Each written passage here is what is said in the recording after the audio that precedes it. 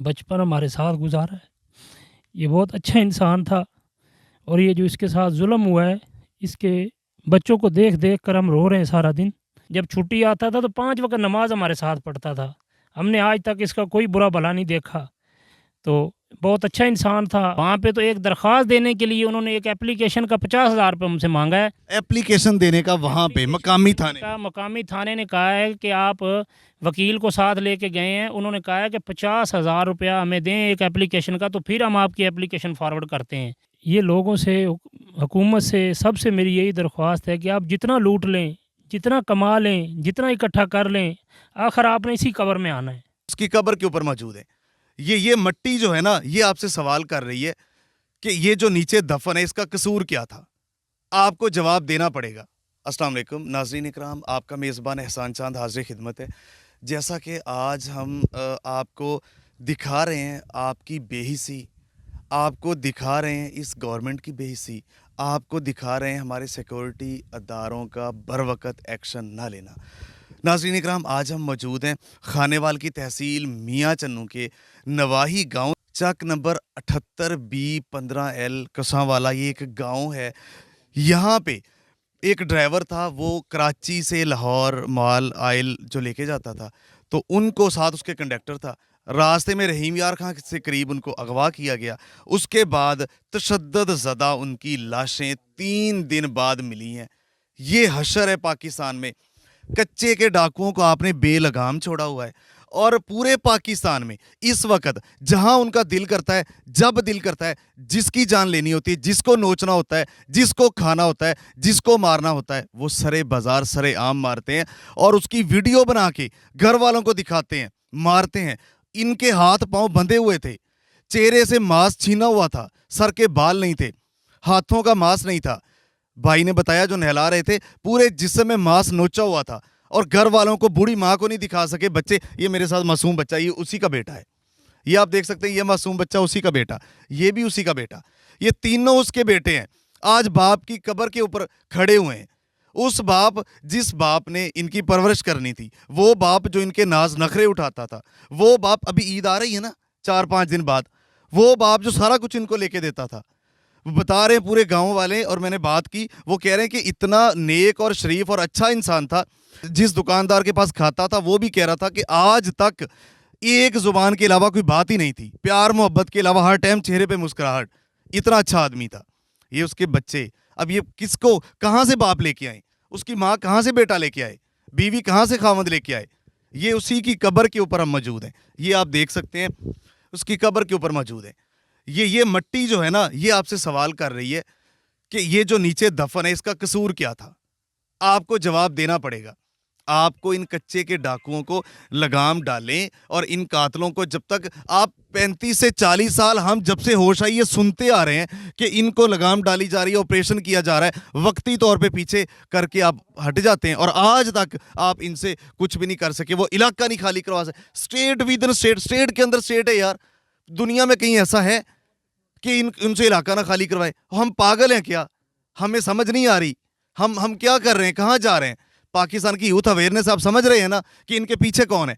हुकूमतें support करती हैं, सियासतदान सपोर्ट करते हैं, ज़ाती मफाद के लिए सपोर्ट करते हैं। तो उस कब्रस्तान के ऊपर मौजूद हैं बच्चे, हमारे साथ मौजूद हैं। बच्चों से मज़ीद भी गुफ्तगू की। बेटा क्या कहेंगे, ये आपके पापा की कब्र है, तो क्या कहेंगे? कुछ नहीं। बेटा कुछ नहीं कह सकता। ये पिछले 2 दिन पहले लाश आई, वो 2 दिन से बता रहे हैं कि उस ताबूत के साथ लिपट लिपट के रो रहे थे। बेटा क्या कहोगे? कुछ नहीं कह सकते जी बेटा। कब्र पे खड़ी होके, बाप की कब्र पे, ज़रा तसव्वुर करें, अल्लाह ना करे अगर आपके बेटे आपकी कब्रों पे ऐसे खड़े होंगे तो क्या हशर होगा। ये वही सोच सकता है जिसके ऊपर बीतती है। हमारे साथ यहाँ भाई मौजूद हैं, आइए इनसे गुफ्तगू करते हैं। ये उनके बड़े क्लोज थे, दोस्त थे उनके, इनसे गुफ्तगू करते हैं। अस्सलाम वालेकुम। वालेकुम सलाम। भाईजान क्या कहेंगे जुल्म के ऊपर? बस जी, मैं यही कहूँगा कि ये जो जुल्म हुआ है ना, इस पे हुकूमत को एक्शन लेना चाहिए। ये जो भाई मलक वहीद था ना, इसने बचपन हमारे साथ गुजारा है। ये बहुत अच्छा इंसान था और ये जो इसके साथ जुल्म हुआ है, इसके बच्चों को देख देख कर हम रो रहे हैं सारा दिन کہ یہ لوگوں سے حکومت سے سب سے میری یہی درخواست ہے کہ آپ جتنا لوٹ لیں، جتنا کما لیں، جتنا اکٹھا کر لیں، آخر آپ نے اسی قبر میں آنا ہے، یہی آخری جگہ ہے۔ تو میں یہیں پہ کھڑے ہو کے آپ لوگوں سے یہی درخواست کروں گا کہ اس کو اور اس کے بچوں کو انصاف ملنا چاہیے۔ یہ ہمارا بھائی تھا، ہم مسجد میں نماز پڑھنے جاتے تھے تو یہ 5 وقت جب چھٹی آتا تھا تو 5 وقت نماز ہمارے ساتھ پڑھتا تھا، ہم نے آج تک اس کا کوئی برا بھلا نہیں دیکھا۔ تو بہت اچھا انسان تھا۔ ہماری یہی حکومت سے اور آپ سے یہی ریکویسٹ ہے کہ آپ یہاں پہ آئے اور یہاں پہ آپ نے ہمیں موقع دیا حکومت سے بات کرنے کا، حکومت تک ہماری بات پہنچانے کا، ہم آپ کا بھی شکریہ ادا کرتے ہیں۔ اور یہی ریکویسٹ بار بار ہماری وزیر اعلیٰ مریم نواز صاحبہ سے، وزیر اعظم شہباز شریف سے، اور جو بھی ہمارے افسر ہیں، چیف جسٹس ہیں، اور اس کے بعد چیف آف آرمی سٹاف ہیں۔ ان کا چھوٹا بھائی تھا، کچھ ہی عرصہ پہلے اس کی ڈیڈ باڈی یہاں پہ گاؤں میں آئی، وہ شہید ہوا۔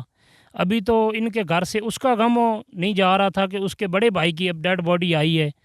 تو ان کے بچے، پہلے اس کے بچے یتیم ہو گئے، وہ ملک کے لیے اس نے اپنی جان دے دی۔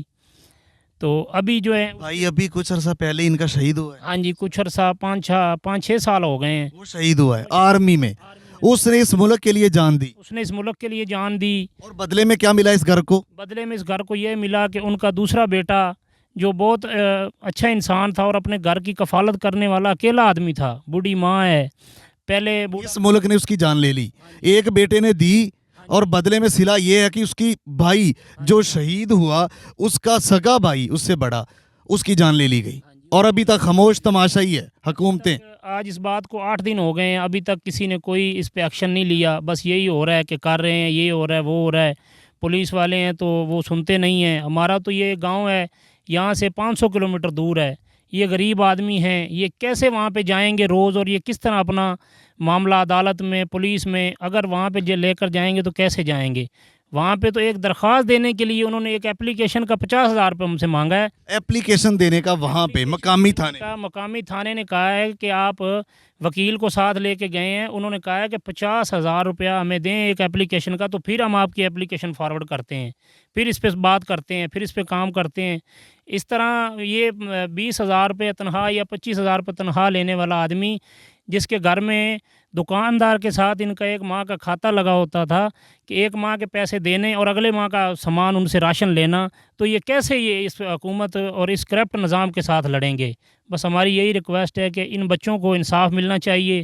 ان کی ماں ہے، اس کا رو رو کے بلک بلک کے برا اثر ہوا ہے، اس کو دورے پڑ رہے ہیں، وہ پریشان ہیں۔ بیوی ہے، بیوی کو تو ابھی کچھ نظر ہی نہیں آ رہا، وہ تو اتنی پریشان ہے کہ بس یہی میری بار بار ریکویسٹ ہے اعلیٰ حکام سے اور مریم نواز صاحبہ سے، وزیر اعلیٰ سے۔ اور یہ اصل بات یہ ہے کہ ہم نے جو بھی بات کی ہے نا، اس میں سچائی ہے۔ یہ لوگ ویڈیو بھی دیکھتے ہیں، سنتے بھی ہیں، ایکشن بھی لیتے ہیں، لیکن کوئی ایسا نہیں ہے، رزلٹ نہیں نکلتا کہ اس رزلٹ پہ کام ہو رہا ہو، انہیں پتہ چلے کہ واقعی جی ہمیں انصاف ملا ہے۔ تو میری یہی ریکویسٹ ہے کہ انہیں انصاف دیا جائے بچوں کو، اور ان کے گھر والوں کو انصاف ملنا چاہیے۔ یہ وہاں تک نہیں پہنچ سکتے، یہ کیس نہیں لڑ سکتے، حکومت خود ان کا کیس لڑے اور خود ان کے لیے انصاف فراہم کرے۔ ناظرین اکرام، اب اس سے آگے کیا کہیں؟ ایک ایپلیکیشن ایکسیپٹ کرنے کے لیے، ان کی بات سننے کے لیے، ایپلیکیشن کی کیا حیثیت ہے؟ FIR نہیں، ایک ایپلیکیشن کے لیے 50,000 روپے مانگے جا رہے ہیں۔ کن سے؟ جن معصوم بچوں سے، جن کے والد سے، جن کی والدہ سے، ان کا بیٹا چھینا، ان بچوں سے ان کا باپ چھینا، جن کے پاس کچھ نہیں ہے، ان سے پیسے مانگے جا رہے ہیں ایک ایپلیکیشن کے۔ یہ نظام ہے ہمارا، یہ نظام ننگا ہم اس لیے کر رہے ہیں، آپ کو پتہ بھی ہے، جب تک آپ آواز نہیں اٹھائیں گے نا، یہ تماشا چلتا رہے گا، لوگوں کو اویئرنیس آ رہی ہے۔ تو یہ پاکستانیوں کا حشر ہے، اور ان کا پرسانے کوئی حال نہیں ہے۔ مزید ہم آگے بڑھتے ہیں اور دکھاتے ہیں۔